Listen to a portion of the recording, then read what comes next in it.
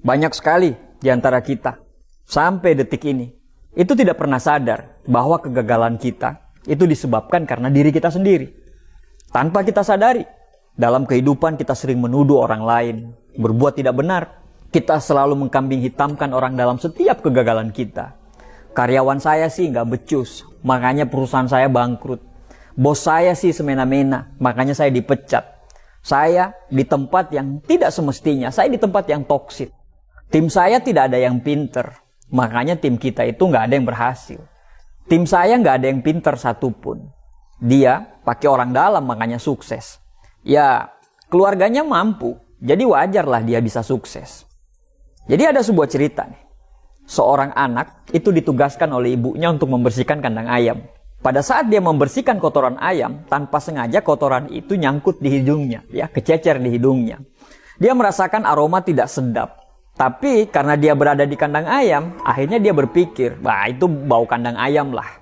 Nah setelah dia habis membersihkan kandang ayam, itu dia bergegas untuk pergi ke rumah temannya. Nah di rumah temannya, dia mencium aroma yang sama, aroma yang tidak sedap. Dalam hati dia berkata, ih jorok sekali nih teman saya ini.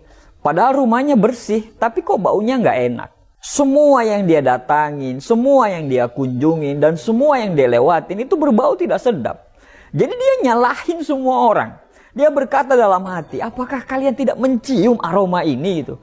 Ketika dia sampai di rumah, dia tetap masih merasakan aroma yang sama. Nah ketika dia masuk kamar, dia tetap mencium aroma yang sama, dia bingung. Dan akhirnya bercerminlah dia.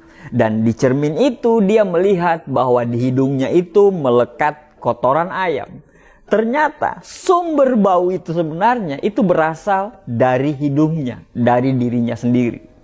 Ya mungkin kegagalan demi kegagalan, kemarahan demi kemarahan, kesialan demi kesialan, itu bukan berasal dari orang lain loh.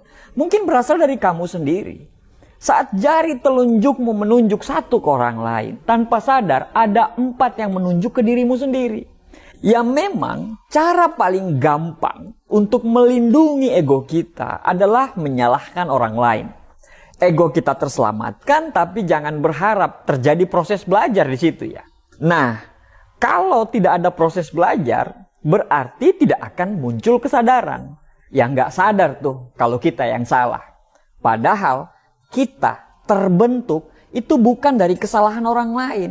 Melainkan kita terbentuk. Kita sukses itu terbentuk dari kita belajar dari kesalahan demi kesalahan kita sendiri.